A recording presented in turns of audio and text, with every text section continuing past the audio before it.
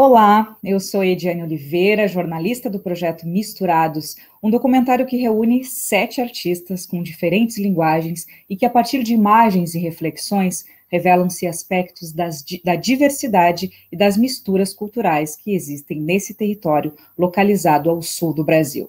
Dos povos guaranis e caingangues aos afros, da milonga ao candombe, das poéticas e ritmos contemporâneos aos cotidianos dos povos originários.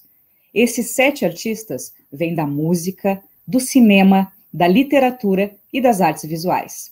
E são eles: Bebeto Alves, Cristal Rocha, Johnny Chadalu, Léo Sousa, Richard Serraria, Parai Tchapã e Vangri Caigangue. E hoje eu vou conversar com Luiz Alberto Cassol, cineasta, cineclubista e também um dos diretores e roteiristas do Misturados. Juntamente comigo, Ricardo Almeida, um dos produtores, roteiristas e diretores do Misturados, e também Léo Sousa, artista uruguaio convidado do projeto e também proponente e produtor executivo do Misturados. Antes da gente conversar com Cassol, vamos assistir ao clipe do Misturados, que já está disponível nas nossas redes.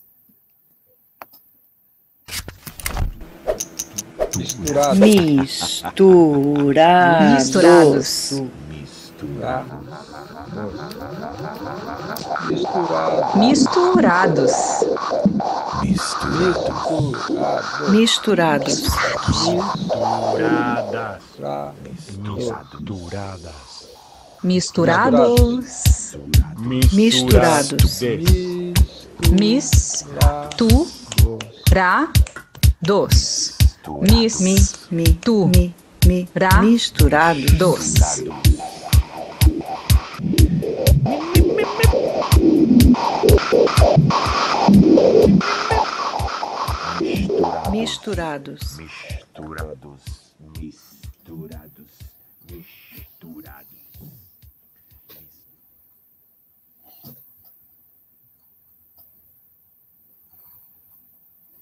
E após a gente assistir, então, ao clipe do Misturados, que já traz aí a energia desse projeto, dentro dessa série que nós estamos fazendo com produtores, roteiristas e diretores, eu quero conhecer um pouco mais, queremos conhecer a trajetória, a história, as reflexões do Cassol. Cassol, muito obrigada por ter aceitado o convite, por estar com a gente aqui. A gente já se encontrou em outros momentos como entrevistadores e agora a gente quer ouvir um pouco sobre a tua trajetória. A primeira pergunta que a gente faz para todo mundo é sobre quem é a pessoa, né? Então fala pra gente, quem é Luiz Alberto Cassol?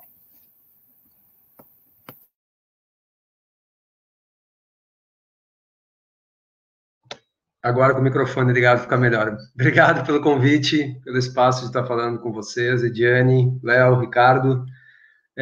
Bom, antes de mais nada, eu queria dizer que é inevitável para mim falar assim e fazer uma menção à memória das vítimas da Covid no Brasil e ao que aconteceu no Rio de Janeiro na quinta-feira. Assim, não tem como não falar sobre isso, assim, porque é algo que nos toca profundamente, né? Toca a humanidade.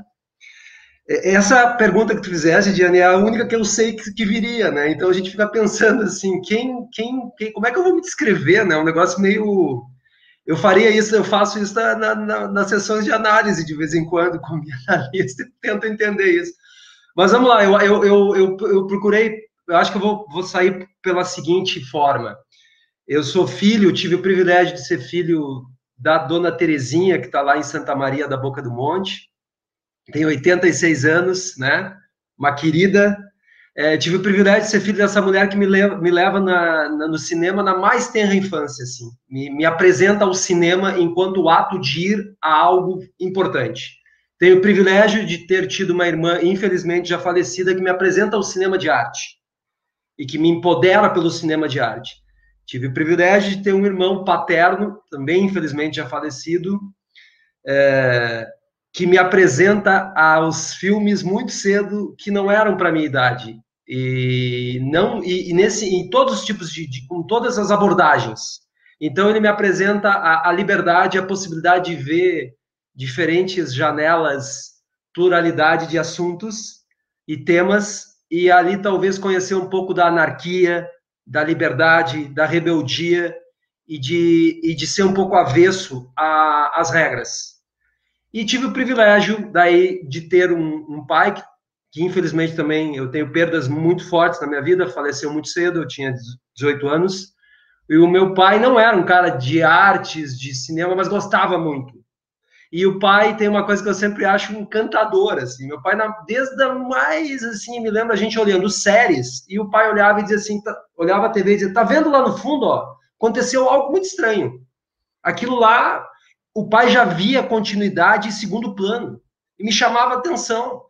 E aquilo, imagina, como criança me marcou muito. Então eu te diria que eu vou marcar minha apresentação por aí. Eu tive privilégios de conviver com essas pessoas e essas pessoas me engataram no cinema. Eu comecei muito tarde no cinema, mas eu tenho certeza que aquilo lá no início é que me engatou no cinema.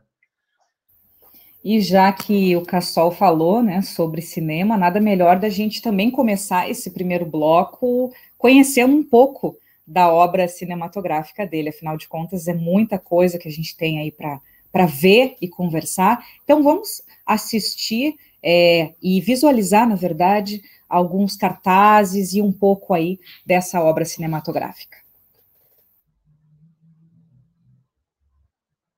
Águas Dançantes, meu primeiro trabalho sobre os antigos cinemas de calçada. E eu, quando me deparei com esse cartaz, fiz essa homenagem aí ao próprio cartaz, porque ele estava num bar, Ponto de Cinema, um bar clássico de Santa Maria, achei o cartaz e era o primeiro cartaz do primeiro filme. Foi aí que eu decidi fazer cinema. Insanidades, 2004, por meio de uma disciplina chamada Psicologia e Cinema, um documentário que trata... O pressuposto dele é, você acha que a sua vida é uma loucura, por quê? Super 70 trata sobre os filmes Super 8, filmes em Super 8 feitos em Santa Maria. Anônimos sobre como se matavam na ditadura militar e como muitos anônimos ficaram mortos pelas ditaduras militares na América. Uma ficção. Fome de Quê? Meu primeiro curta em 35mm, ficção, baseado num conto chamado Cheiro de Terra, da Elusa Raffo. Faltam 5 minutos, um filme sobre futebol, onde o que aparece menos é o campo, só aparece a bola no início do jogo, depois são só os narradores esportivos e comentaristas esportivos. Esse filme fez uma trajetória muito interessante, documentário. A série Animal, aí foi a minha primeira, assim, dirigindo a segunda unidade, várias cenas da primeira unidade, uma série grande para o GNT, filme para Globo, hoje está em cartaz na Globoplay, um elenco muito grande, assim, uma experiência muito interessante. Doc 143, dirigindo a minha filha no documentário sobre a escola dela e a turma dela para saber o que as crianças pensavam quando tinham a idade que ela tinha naquele momento ali, 10 anos. Edmundo, a trajetória do teatrólogo, ator, dramaturgo Edmundo Cardoso, da minha cidade natal, Santa Maria, um longa-metragem muito importante para recuperar a trajetória do Edmundo. Tabaré Inácio, a história de um porteiro, o seu Tabaré Inácio, que trabalhou por quase 5 décadas aqui no Centro Histórico, em Porto Alegre, na portaria de um prédio, eu fui tentar investigar a história dele, descobrir quem era o seu Inácio. Janeiro 27, o filme mais difícil que eu fiz na minha vida, certamente não farei outro como esse, co-dirigido por Paulo Nascimento. Tem a primeira versão de 2014, 52 minutos, a segunda versão, 72 minutos, 2016, sobre a tragédia da Boate Kiss. Todos uma co-direção com Marilane Castro da Costa, trata sobre... apresentado pelo Felipe Mianes, que tem baixa visão, trata sobre descobrir a acessibilidade. Esse é um filme muito interessante, porque ele é o primeiro filme no Brasil, segundo as pesquisas que nos apontaram, a gente não tem certeza disso, mas até agora todo mundo nos disse isso, ele só foi lançado de forma acessível, com legendas descritivas, audiodescrição e libras. Não há outra possibilidade de assistir esse filme, você tem que assistir com todas as possibilidades de inclusão. Grandes médicos, a trajetória de médicos brasileiros já falecidos, uma grande pesquisa também com direção com a Marilane Castro da Costa, que tem se tornado uma grande parceira de pesquisa e direção comigo aí. Grito, um curta que eu amo de paixão, fala sobre a despedida, com plano sequência, filme que está fazendo ainda uma trajetória muito interessante, com Sirmar Antunes, para mim, o maior ator gaúcho, e Clemente Viscaíno. Amo esses dois atores, fiz esse filme para eles. Alexandra, um filme sobre a jornalista Alexandra Zanella, sobre o empoderamento dela no feminismo e a trajetória dela no jornalismo. Minha querida amiga, grande amiga, nos tornamos muito amigos a partir desse filme. Chuteira Preta é uma série recente que eu co-dirigi com o Paulo Nascimento, está em cartaz na Amazon Prime, está em cartaz na TV também, enfim, vamos rodar a segunda temporada agora, em 2021, no segundo semestre, no final de 2021. Uma série ficcional. Golpe, um filme que fiz com Guilherme Castro, essencial de ser visto, está em cartaz no streaming, sobre o golpe que foi dado no Brasil em 2016. Documentário de longa-metragem. Série crítica, lançada o ano passado, uma série muito importante que eu dirigi, assim, porque entrevistei 21 críticos e críticas de cinema de todo o Brasil. E 8 episódios, uma série que eu julgo, assim, muito importante pela forma e pelo que a gente abordou nela. Débora, o Ato da Casa, um filme radical, radical que eu digo assim pelo projeto, feito dentro da pandemia, é um filme que eu diria que é um documentário remoto, todo feito na remoticidade, desde a pré-produção até o lançamento no Festival de Gramado ano passado. Sobre a trajetória da atriz Débora Finocchiaro, né, que depois a gente vem a fazer o cartaz que vem na sequência aí, que é a websérie Confessionário, Relatos de Casa, criado pela Débora Finocchiaro, e por mim, que é uma série que trata sobre violência de gênero, violência doméstica, que cresceu muito na pandemia, uma série que já tivemos 3 temporadas, e agora vamos para a 4ª temporada. Grande parceria com a Débora. Fronteiriços, um projeto aí que a gente acaba de finalizar, de terminar, graças ao Ricardo Almeida, essa possibilidade de falar sobre a fronteira, e eu fiz um dos episódios chamado Casa de Rio, junto com essas parceiras e parceiros aí, cada curta que forma o Fronteiriço está um mais lindo que o outro, assim, gosto muito desses 5 curtas-metragens, muito mesmo. E o Misturados, que é o nosso bate-papo de hoje, que para mim está sendo uma experiência nova, sobretudo porque é uma outra forma também de dirigir, de co-dirigir, de co-roteirizar, enfim, e vamos lá.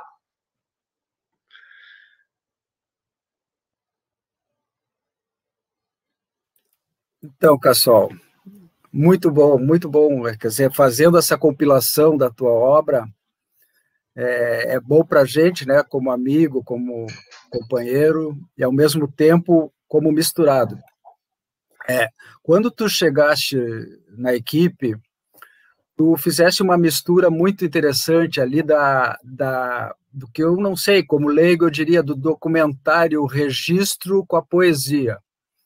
Me parece assim que tu conseguiste contribuir muito de juntar essas duas questões num filme só, que é o Misturado, que ainda está por vir, né? Está por nascer. O Patrício Guzmán, que é um cara que eu gosto muito, tu deve conhecer, o chileno, ele diz que um país sem documentários é como uma família sem álbum de fotografias, né, sem memória. E eu acho que o teu papel, não só no cinema gaúcho, como nacional, e todos os documentaristas têm essa função, têm esse trabalho, essa contribuição, né, de fazer a gente pensar sobre as experiências. Ali no Golpe, tu faz isso, no Janeiro 27, né? Sim. Tu faz isso, e assim por diante, tu nos leva a refletir sobre os acontecimentos, isso é fundamental, não deixar passar como questões descartáveis, não é? E a poesia, o que falar da poesia, né? A poesia é o que nos alimenta, que nos faz sonhar, que nos faz acreditar que um outro mundo é possível, né? Com mais beleza, com mais integração, com mais solidariedade e tudo mais. Gostaria que tu falasse um pouco sobre essas duas questões na tua obra, da ficção, o papel da ficção e o papel do documentarista, Cassol. Bem, Ricardo, obrigado pela pergunta. São abordagens bem diferentes, né? Mas que na hora que, depois, quando tu vê com o distanciamento, esse próprio distanciamento que tu me provocaste ao buscar os cartazes aí atrás, eu pude também olhar com certo distanciamento que muitas vezes a gente não para olhar. Isso que eu acabei de fazer com vocês, eu acho que é a primeira vez que eu faço, assim, de pegar e ficar lembrando cada projeto, é muito interessante. E esse distanciamento me deu a possibilidade, por exemplo, tem uma coisa, quando eu falo do Águas Dançantes, que é o primeiro trabalho, que já é um documentário de memória, porque ele fala sobre os antigos cinemas de calçada, ou seja, aqueles cinemas que eu digo assim, que está na porta, né, que você chega da calçada e entra, e que também faz uma homenagem ao Cineclube Lanterninha Aurélio, que é um cineclube lá da minha cidade natal, um dos cineclubes mais antigos do Brasil. Eu só faço esse documentário, que é o primeiro, com quase 30 anos de idade. E ali é que eu decido ir para o cinema. Eu largo tudo que eu fazia até ali e vou para o cinema. E ele já é um documentário de registro. E por que eu faço isso? Porque eu já foi um ano depois que eu havia perdido a minha irmã e eu quis fazer uma homenagem para ela, ou seja, os lugares que eu frequentava com ela e que me traziam muito pertencimento. Quais eram? Entre tantos lugares, os cinemas eram muito fortes e os cinemas da minha cidade natal. E aí eu fiz isso. E então, assim, o documentário ele nos dá essa possibilidade de pertencimento, de contar, de rememorar, de lembrar e de refletir sobre, né? E na ficção, tu pode puxar por outros, são outras as possibilidades de narrativa, de estética, que tu possibilita isso, né? E aí se forma a poesia. Eu te digo assim, eu busco tudo isso, só que cada projeto, tu tem um olhar, uma pesquisa, uma narrativa, uma estética e uma família que se forma em torno daquele projeto que é a equipe. Quando vocês me convidaram para o Misturados, o que me levou ali, o que me encantou, né? Primeiro, as pré-entrevistas que vocês me disponibilizaram, né, que eram maravilhosas, era um conteúdo que é o que a gente chama da fonte primária muito interessante, todas as pré-entrevistas. Os artistas, né, eu conhecia eles todos, alguns mais, outros menos, mas conhecia todos eles, então, assim, era um privilégio poder contar a história deles. E ali, quando tu me fez o desafio de o que tu contaria disso, que foi o meu enganche, né, para entrar no projeto foi o roteiro, pelo roteiro que eu entro também na direção, foi buscar a essência de cada um. Então, olhar cada um e tentar definir assim, como é que eu definiria esta pessoa, por qual imagem, que é isso que eu faço quando eu busco um roteiro, que eu fico aqui desenhando, qual a imagem, qual a palavra, qual o motivo, qual frase. Quando eu encontro isso, e às vezes isso demora 1, 2, 3, quando a gente encontra esta frase, e aí tu tenta reduzir ou para uma palavra ou para uma imagem, aí tu consegue desenhar o roteiro. E aí por ela tu tem que te permitir tudo para depois cortar, mas primeiro te permite tudo. Imagina o cara na água, no vento, na montanha, no sol, em tudo. E aí depois tu vai cortando e vai tentando é isso. Legal, pessoal. Luiz, a gente lá no Uruguai tem um ditado que diz recordar é vivir. Talvez tenha aqui também, mas essa volta, esse convite, essa provocação na volta às raízes, como tu falaste, né, nos leva a uma atividade tua que é a função social, de alguma forma, ou o caráter, o viés social que o cinema pode ter. Isso se reflete com a tua frequentação do Cineclube Lanterninha Aurélio, a CESMA, né? Tu passou a integrar a equipe de coordenação do Cineclube. Também idealizaste o primeiro encontro de cinema de Santa Maria, no mesmo Cineclube, né? Lá por 1996.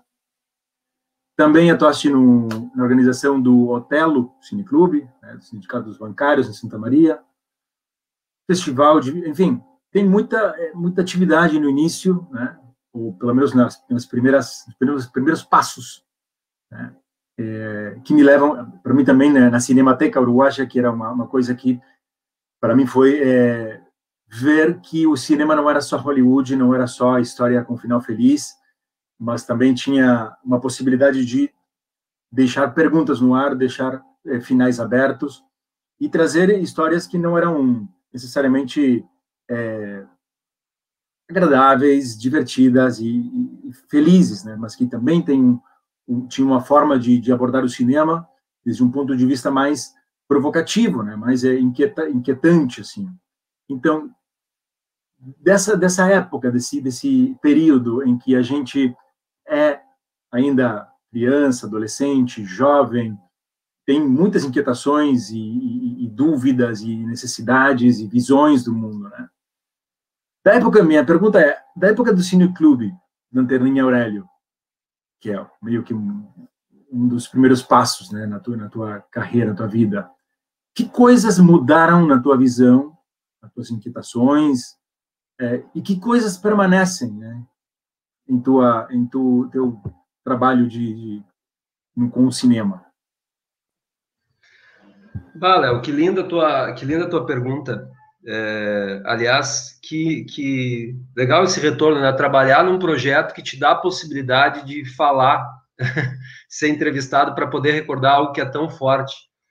O cineclubismo mudou radicalmente, né, a minha vida, porque sempre digo assim, eu era um cinéfilo, né, mesmo, de carteirinha, literalmente, né, de ir 2, 3 vezes ao cinema, e não é por semana, às vezes era por dia. Eu dava um jeito de escapar e entrar numa sala de cinema. E às vezes eu via o mesmo filme na sessão das 20 e das 22. Porque era característico em Santa Maria a sessão 16, 20 e 22. Então as sessões da noite eu sempre ia 20 e 22, dava um jeito de... Ficava escondido na sala, às vezes fazia de tudo.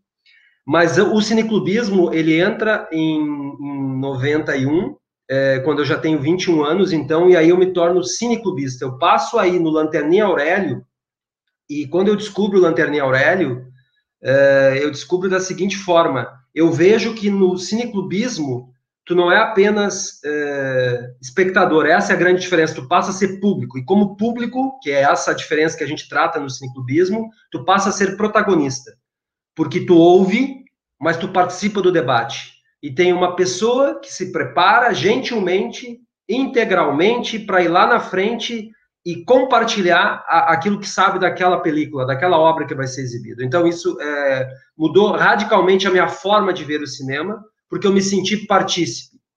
Então, e a partir dali fui imediatamente aceito pelas pessoas do Lanterninha Aurélio. Logo depois já começo também a participar, dando dicas de filmes que eu gostaria de assistir, e de certa forma já é uma curadoria. Depois vem 95, como tu falaste, é o ano do centenário do cinema. Estamos celebrando ali 100 anos da história do cinema. E aí eu me aproximo muito do Sindicato dos Bancários de Santa Maria, e já muito imbuído de protagonismo, de cineclubismo, proponho criar o Otelo Cineclube, o sindicato, uma homenagem ao grande Otelo, para mim o maior ator brasileiro de todos os tempos, assim. Sou apaixonado por Grande Otelo, assim, filmes como Assalto ao Trem Pagador mudaram radicalmente a minha forma de ver cinema, assim, entendi o que o cinema era capaz. Mas veja, tudo isso era ainda como cinéfilo, cineclubista. Quando a gente cria o Otelo e aí encontra pares, pessoas que gostam de cinema também, de fazer curadoria, aí as coisas começam a acontecer, né? Aí formatei também o projeto do primeiro encontro de cinema de Santa Maria, que é o embrião depois do Santa Maria Beat Cinema, do festival que hoje já está com 14 edições, e que é o embrião de muita coisa, porque nesse período que tu retrataste aí, entre 95 e 99, é que muita coisa acontece na minha vida, inclusive largar tudo para dedicar assim, não, eu vou fazer cinema. Mas foi pelo cineclubismo, foi aprendendo a ver, a assistir muito, que eu aprendi também a fazer cinema. E aí tem duas coisas, tu falaste da Cinemateca Uruguaia. Olha que interessante, em 1997 eu fui para Montevidéu para fazer um curso no Museu de Agado, ou de Agadu, com um cineasta chamado Alexander Barinin, que tinha sido assistente tinha trabalhado com o cineasta Andrei Tarkovsky, que é um cineasta russo que eu gosto muito das obras do Tarkovsky, me influenciavam, né, assim, eu era admirador e muitas vezes o Tarkovsky é um cara que tu assiste e tu não entende nem direito por que ele tá te perturbando tanto, porque ele vai direto no inconsciente, né? E aí eu fui para Montevidéu e lá eu conheci a Cinemateca uruguaia, pude assistir muitos filmes por lá. Aquela minha estada, por mais que fosse pequena em Montevidéu, mudou radicalmente a minha vida, porque lá eu disse assim, opa, tem algo acontecendo aqui. Isso se associa a um curso de cinema de extensão que eu fiz na Universidade Federal de Santa Maria, já havia feito, fiz um curso, né, completo de cinema ali, e aí isso já estava me dizendo assim, cinema, cinema, cinema. E eu tive a sorte de várias pessoas que cruzaram a minha vida dizerem para mim, cara, cinema, cinema, cinema, elas estavam ali dizendo. E aí houve uma coisa realmente radical, pessoalmente, que me fez dizer assim, não, vou parar tudo e vou para o cinema. E aí, o cineclubismo, ele é fundamental nisso. Foi o cineclubismo que me deu a possibilidade de assistir, de fruir, de saber que eu podia debater cinema. Eu me lembro no Otelo Cineclube, vou falar rapidamente, ele estreou em 3 de junho de 1995, eu fiz o primeiro debate. Eu tremia, assim, na frente daquele público, eu tremia muito, porque eu ia apresentar um filme, eu ia debater sobre um filme. E foi Tempos Modernos, do Charlie Chaplin, jamais vou esquecer isso, e marcou muito isso. Obrigado pela pergunta, porque me possibilita lembrar de várias situações e de saber que se não fosse o cineclubismo, eu não teria feito cinema. Foi o cineclubismo que me deu a certeza que o cinema pode... o cinema é fundamental na vida das pessoas, a arte. E recordar é viver. E recordar é viver. E o cineclubismo tem essa função, o cineclubismo no mundo inteiro tem essa função, né? Ele faz a gente recordar o tempo inteiro, né? Obrigado pela pergunta, Léo. Vou aproveitar, Cassol, já que tu, no meio da tua resposta, falastes de algo que te toca, de algum cineasta, enfim. Eu queria puxar o gancho das tuas influências no cinema, né? Referências para ti, especialmente no cinema brasileiro, tu que és um apaixonado por cinema, mas também fazedor de cinema e cineclubista. Então, vendo a tua obra, a gente percebe que existe uma diversidade de temáticas, isso é muito bacana, isso mostra diferentes olhares que tu tem em relação ao mundo, mas uma coisa que me chama atenção é que essas temáticas, elas não são deslocadas, né? Existe essa relação com o social, com o poético, né, com o mundo das artes de um modo geral, mas eu queria que tu falasse, então, das tuas referências no cinema, o que tu gosta de assistir, quais são os diretores e diretoras que te tocam, e também sobre as temáticas que tu trazes na tua obra, porque apesar dela ser diversa, ela tem conexão, né? A gente sabe que tu não encararia, por exemplo, um projeto que ferisse a tua ideologia, que ferisse a tua visão de mundo, né? Isso é muito característico quando a gente vê a tua obra. Então, eu queria que tu falasse sobre influências e referências de diretores e diretoras, e também sobre as temáticas que te tocam para que tu encare o projeto e, de fato, realize. Ótima pergunta, obrigado também, Diane. É interessante ouvir isso. Para mim, o cinema é ética, narrativa e estética, nessa ordem. Portanto, ética é a primeira situação que tu tens que pensar. Isso não é essa tríade de palavras, ela vem de vários estudos cineastas, então isso sim é basilar para mim. Eu diria assim, tem um primeiro cineasta que é lá da minha cidade natal, Sérgio Assis Brasil, fez um longa-metragem chamado Manhã Transfigurada, baseado na obra do escritor Luiz Antônio Assis Brasil. E o Sérgio, infelizmente falecido, o Sérgio foi o cara que foi o meu professor nesse curso de cinema que eu fiz na Universidade Federal de Santa Maria. E foi o Sérgio, uma pessoa que chegou radicalmente para mim e disse assim, Luiz, tu tem que fazer cinema. E eu fiz esse curso com ele, e logo depois ele tomou outra atitude radical, ele me convidou para ser aluno da primeira, para integrar a TV Campus, a primeira equipe de TV, de uma TV pública do interior do país, né, da Universidade Federal de Santa Maria. Eu era aluno da administração de empresas, os outros eram todos alunos da comunicação, e o Sérgio viu em mim essa paixão e me convidou. E tem uma coisa muito emblemática que o Sérgio... eu tô com uma lata vazia de cinema lá, eu faço questão de manter essa lata de cinema, porque isso para mim é significado. O Sérgio levou uma vez uma lata de cinema com um filme 16mm e passou para todos os alunos na sala de aula e mandou a gente cheirar a película. E disse assim, olha, cheirem isso é cheiro de cinema. Isso me marcou muito. Cheirar a película me marcou muito. Aquilo que o Sérgio fez, eu tenho certeza que ali eu disse assim, tem algo aqui. Bom, depois disso, eu comecei, claro, a descobrir vários cineastas, e aí tu falou da pluralidade, interessante, Diane, porque tu me faz me dar por conta de algo que é o cineclubismo, é por ver tantos cineastas diferentes, ficcionais, documentais, animadores, no cineclubismo, que me possibilitou ver tudo isso, e claro, aí ser influenciado pelos mais diferentes. Então, assim, vamos lá, influências radicais, assim, eu gosto muito do Bergman, sueco, sempre me influenciou e veio pelo cineclubismo. Vou falar de um sujeito que todo mundo cita, mas ele me influenciou até por não compreender direito a obra dele no início, que é o Glauber Rocha, no Brasil, mas foi do cineclubismo que me é apresentado o Glauber, e eu me dou por conta, o que é isso, né? E uma série de cineastas brasileiros, João Batista de Andrade, Carlão Reichenbach, são cineastas que eu conheço pelo cineclubismo, né? E que me influenciam diretamente.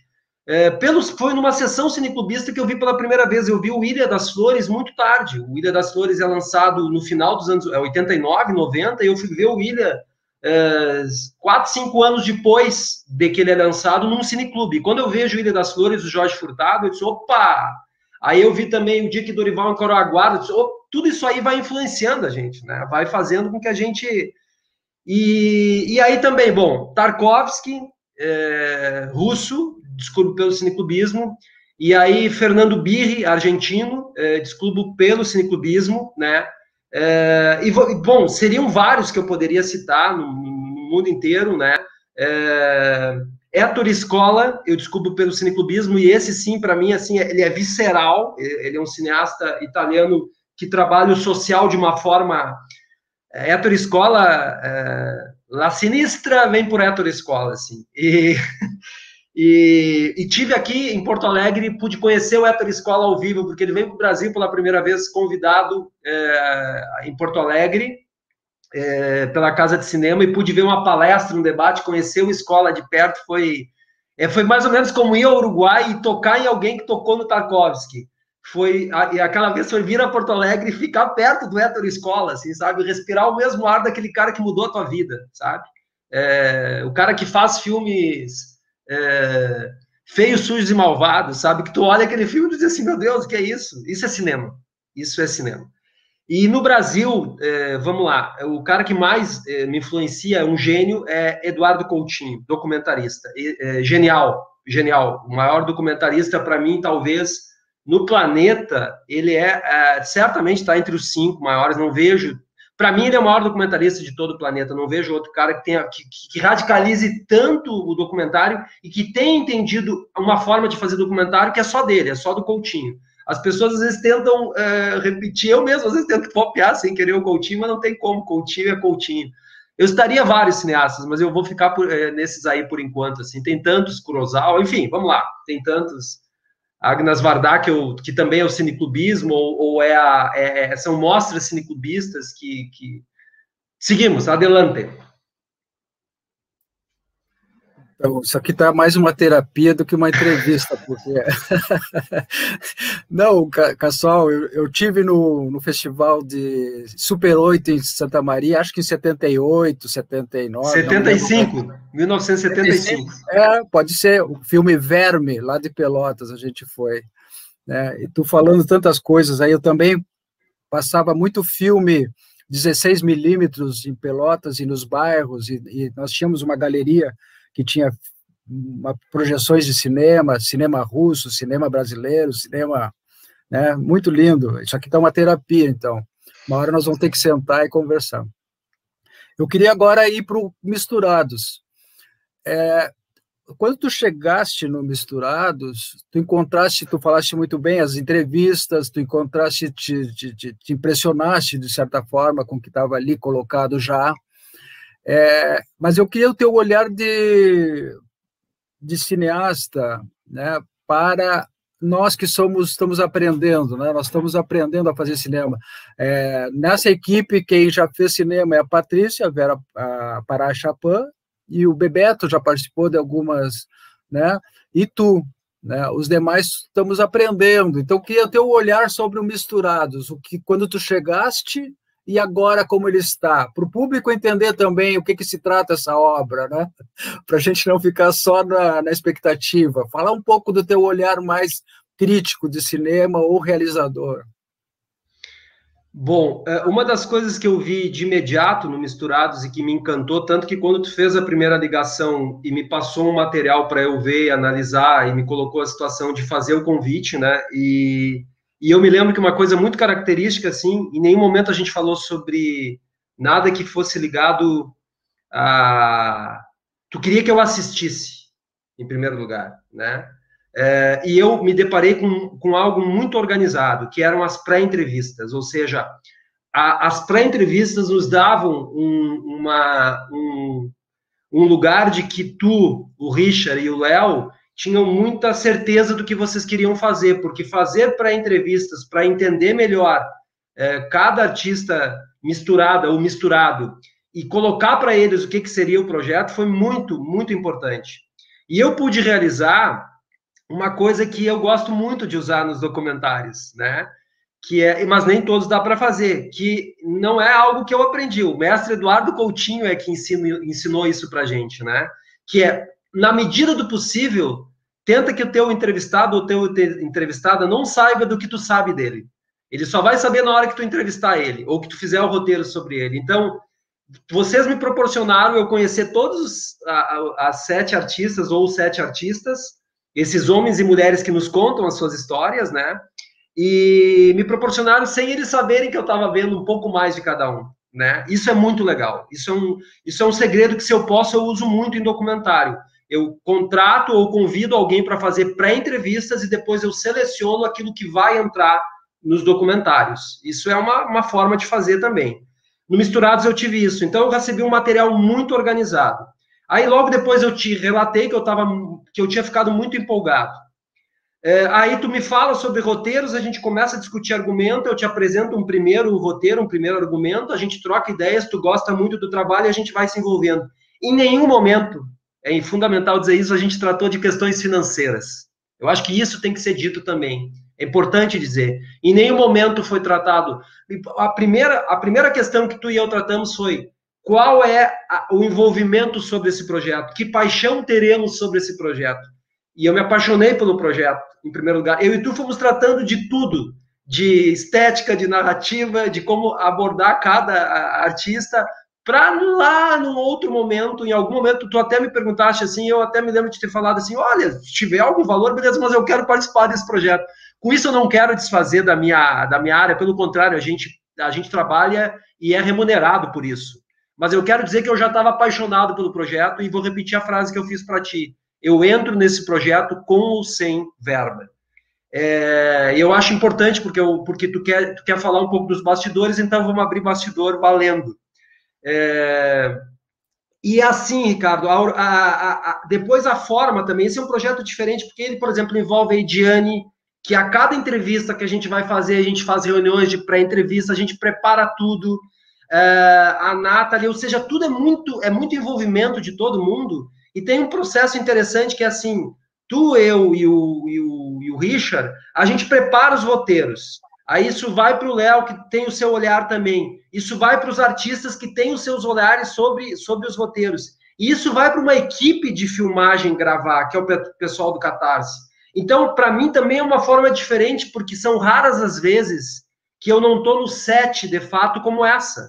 Os projetos que eu me envolvo, eu participo direto no set. Esta é a primeira vez, até pela remoticidade, pela pandemia, que eu estou decupando cenas que boa parte delas eu não gravei, que eu não gravei as cenas. Eu estou decupando, olhando, encontrando. Então, eu concebi roteiros, porque eu tenho uma característica muito forte, assim, são exceções ao Paulo Nascimento,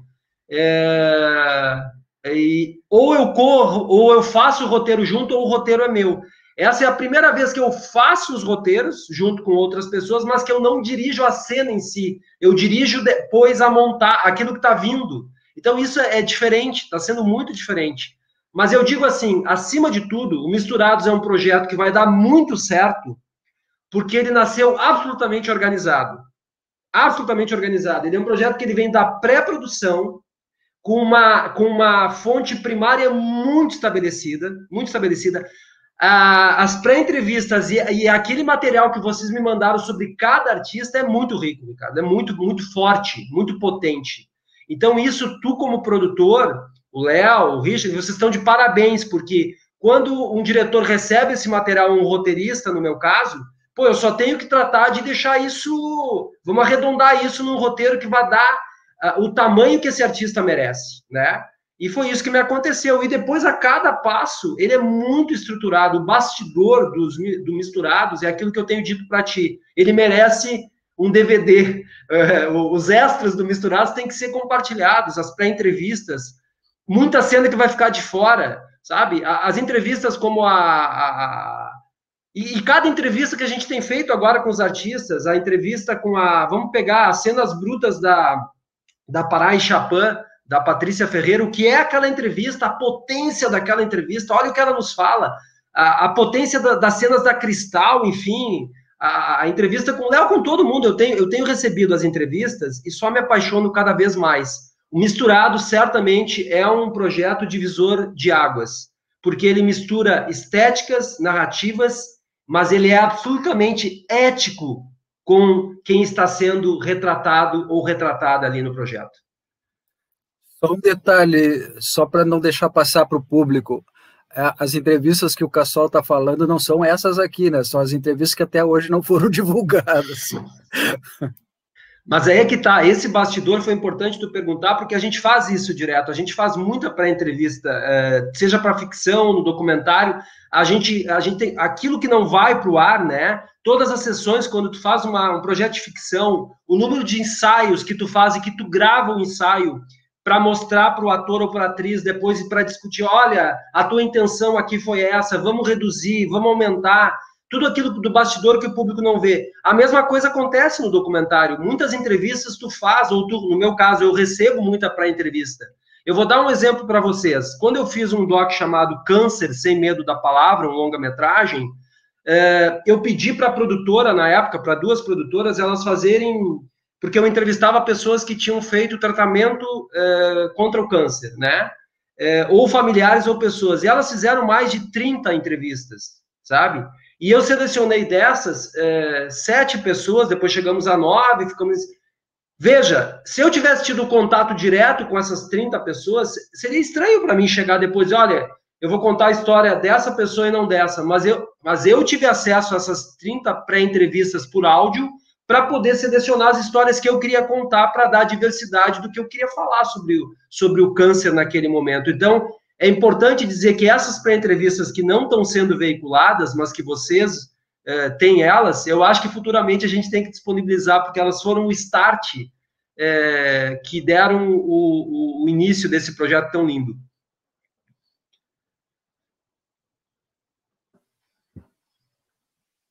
Pessoal, muito dito sobre a arte, sobre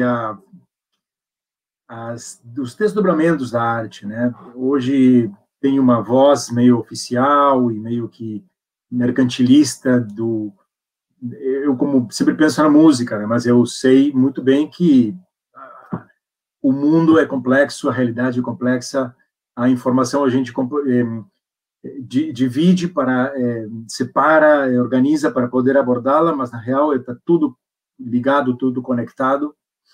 E eu penso em música, mas penso até em matemática, em física, quando penso, enfim, a arte como essa função de entretenimento que tem para o mercado, né? Também tem funções ou tem efeitos muito além do entretenimento. E o cinema como uma expressão artística da cultura antropológica humana, né? Vale a redundância, talvez, ele tem também, o cinema, a força, a potência para transformar, direta ou indiretamente, em uma ou outra medida, a realidade, a sociedade, as pessoas. Se o cinema pode transformar uma sociedade em alguma medida, qual é o valor, já que estamos falando em Misturados, né, qual é o valor do Misturados, do projeto Misturados, para aportar algum elemento que consiga transformar alguma coisa na sociedade, não só do sul do Brasil, não só do Rio Grande do Sul, mas também do sul do Brasil como território, né? Mas também da região e, quem sabe, outras, se a gente atinge alguma universalidade no nosso trabalho, para além dessa região aqui. Qual é o valor, qual é a função, qual é a potência que pode ter, o que tem para nos dizer, como sociedade, o documentário, a série documentário Misturados? Bom, Léo, primeiro eu quero fazer uma homenagem a ti, ao teu país, por mais que tu seja uruguaio e brasileiro, mas tem dois filmes de 2000 para cá, o Whisky e o Círculo, que são dois filmes uruguaios que eu acho, assim, fundamentais. Então, eu queria muito fazer essa lembrança do cinema uruguaio, da potência do cinema uruguaio. Bom, vamos lá. E também tem algo da música que tu falou que eu acho importante, e o Ricardo falava da psicanálise. Sabe que quando eu, na minha infância e adolescência, eu fui criado ouvindo música numa eletrola na minha casa. Durante muito tempo, a mãe, inclusive, e o pai não compraram um som, inclusive não tínhamos nem condições financeiras na época, mas era uma eletrola do período áureo que o meu pai teve, eu acho que em algum momento melhor financeiro, que ficou e a gente ouvia desde tango até bolero, até Maria Bethânia, pela minha irmã, até cada um tinha um jeito de ouvir naquela eletrola. Então, esse conteúdo simbólico na minha cabeça faz muita importância. Colocar um disco na eletrola, este ato de respeitar aquele vinil e entender a música e ficar ouvindo a eletrola. Eu acho que isso, desde a mais tenra infância, eu me apego a isso. Eu acho que o Misturados, eu fiz essa analogia porque eu acho que o Misturados tem isso, ele é muito forte, é muito potente em sons, porque ele mistura sons, em imagens, porque ele mistura imagens, mas ele mistura filosofias de vida, ele mistura antropologia, ele mistura sociologia. Eu acho que esse é o grande barato desse projeto, esse pertencimento a esse estado de espírito, a esse estado físico e a esse estado de... Qual é a nossa territorialidade do Misturado? Que território pertencemos no Misturado? No Misturados, nós pertencemos a qualquer território. Nós nós não temos um território. Nós estamos no Rio Grande do Sul, mas ele fala para o mundo. Misturados é universal. Porque ele consegue mostrar a capacidade que só a arte tem de que o ser humano dialogue na sua diversidade, se compreenda, se respeite, divirja, porque vocês também divergem entre vocês nas suas opiniões sobre vida, sobre arte. Cada um tem um posicionamento, cada um tem uma personalidade muito forte. Cada um de vocês, os 7 artistas, quem vê de fora e olha, vê as personalidades fortes de vocês, mas cada um de vocês também é extremamente generoso em compartilhar a sua arte. E quando eu digo compartilhar a arte, não é apenas a possibilidade de nos entregar ao Misturados. É compartilhar os seus saberes, porque vocês são geniais, cada um na sua obra, né? Pegando um outro conterrâneo teu, o Jorge Drexler, quando o Jorge Drexler explica a trajetória da milonga pelo mundo, é maravilhoso, entendeu? Inclusive usando matemática também para dizer a batida da milonga e como a milonga vai indo e chega no tango de Piazzolla. Então, assim, quando a gente se dá por conta disso, o Misturados é esse pertencimento.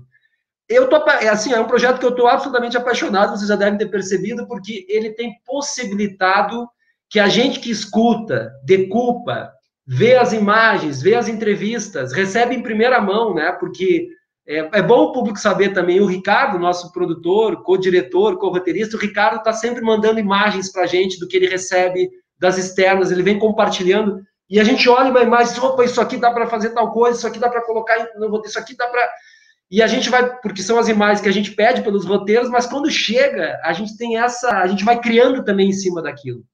Então, eu acho que o Misturados está possibilitando, vai possibilitar que o público tenha uma obra plural, diversa, ética, como eu falei, mas que vai ir para um... Tu falou em algo que eu acho muito importante, que é a questão antropológica do Misturados, ele vai para um lugar de antropologia diferente, sabe?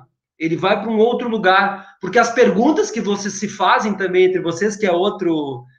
vou deixar aqui uma dica do que vai acontecer no Misturados, é muito importante. Vocês se perguntam, e muitas vezes, ao serem questionados para perguntar ao outro, para pensar assim, pô, que pergunta eu vou fazer para o Léo? Isso é muito legal, sabe? Porque eu tenho que pensar no Léo, na obra do Léo, para daí perguntar ao Léo. Isso é muito importante.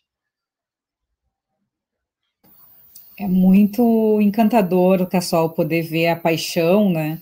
E a tua visão também em relação ao Misturados. Acho que é um projeto que arrebatou a gente, né, como um todo, cada um nos seus lugares, com as suas visões, e isso tem sido muito bacana. Mas a gente, falando em cinema, também vamos conhecer um pouquinho mais, né, já que essa conversa está girando também em torno dessa tua percepção e desse teu fazer cinematográfico. Vamos assistir um mini curta, agora nesse encerramento, antes da gente se despedir, que traz um pouco mais da obra do Cassol.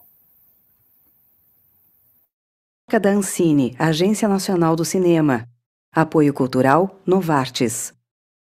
É como diz o ditado, cada ponto de vista é a vista de um ponto. Mas eu e outras pessoas com deficiência raramente temos a oportunidade de expor o nosso ponto. É sempre as pessoas dizendo o que é certo para nós. Que a inclusão e as mudanças, elas são feitas de maneira vagarosa, mas tem que ser contínua. Quando pensamos na inclusão, não pensamos só para uns, pensamos na inclusão num todo, ou seja, é mais fácil começarmos a pensar numa sociedade que seja inclusiva logo de raiz. Eu acho que se nós quisermos subir os degraus da acessibilidade, neste caso neste país, temos mesmo que ter uma atitude diferente.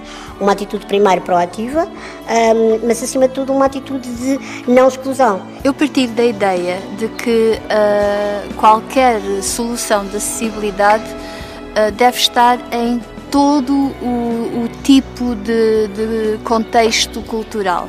É o momento de definir o que é acessibilidade. Quais são os serviços da acessibilidade? Quem é o responsável pela acessibilidade? Quais são os usuários da acessibilidade? Quando eu aprendi a usar bengala, eu descobri uma coisa. Ficar cego só me leva para frente, porque é o único lugar para onde a minha bengala me leva. A minha bengala ela só me leva para frente, ela nunca me leva para trás.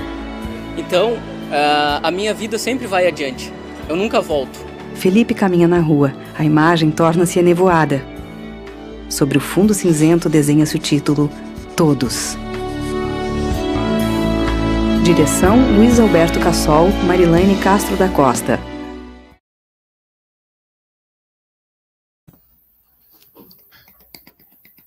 Maravilha. Cassol, fala para a gente um pouco aqui nesse encerramento, a gente já está se encaminhando para o final, dessa importância dessa temática também que tu, juntamente com a co-diretora, trazem aí no documentário Todos, feito em 2017, é isso? Ele foi lançado em 2016, a gente gravou em 2014, demorou 2 anos montando.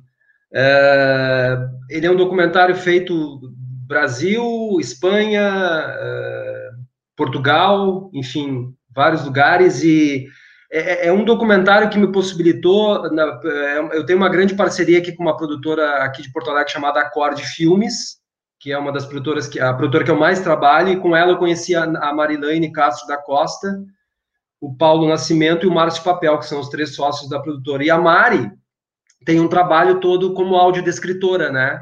Um trabalho de pesquisa, de pós, enfim, de mestrado, eu acho que doutoramento, talvez, não me lembro, mas o mestrado eu tenho certeza. E a Mari, desde o início, fala muito sobre, o tempo inteiro, sobre a acessibilidade. E quando ela me convidou para esse projeto, foi incrível, porque é um projeto que me possibilitou conhecer o Felipe, que hoje, né, somos grandes amigos, o Felipe Mianes, que é quem é o nosso protagonista, e me possibilitou conhecer a acessibilidade e essa questão de fazer um projeto acessível e de radicalizar no lançamento desse filme. Esse filme tem uma trajetória incrível, porque ele foi convidado pelos mais diferentes festivais para participar, mas muitos festivais nos pediam assim, a gente quer uma versão com acessibilidade e outra sem, e a gente dizia assim, não, A gente só faz esse filme se for acessível. E é assim que ele fez a trajetória dele, toda nacional e internacional, por ser acessível. E quando tu vê esse filme, a possibilidade de fazer esse filme e ver, te amplia todas as possibilidades, porque não é só uma questão de acessibilidade para todos, é entender a inclusão de uma forma ampla. A inclusão também dos recursos acessíveis, como Libras, audiodescrição e legendas descritivas, mas entender a acessibilidade como projeto de vida, como inclusão, como entender que o mundo é absolutamente inclusivo e é só assim que a gente vai resolver, por meio da coletividade e de estar sempre com o pertencimento com a outra pessoa. Cassol, um grande abraço, estamos juntos. Daqui a pouco a gente se abraça de verdade. Um abraço. Graças. Obrigado. Obrigadão, hein? Obrigadão mesmo. Obrigadão. Nós agradecemos e convidamos a todos e todas a continuarem nos acompanhando pelas redes sociais do Misturados, que vem muita coisa por aí. Valeu. Misturados. Misturados.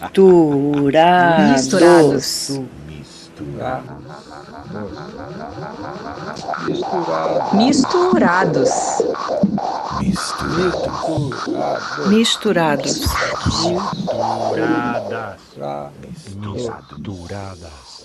Misturados.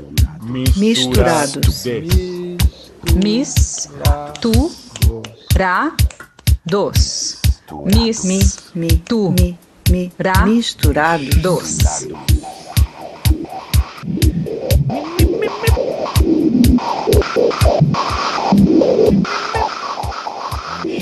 Misturados.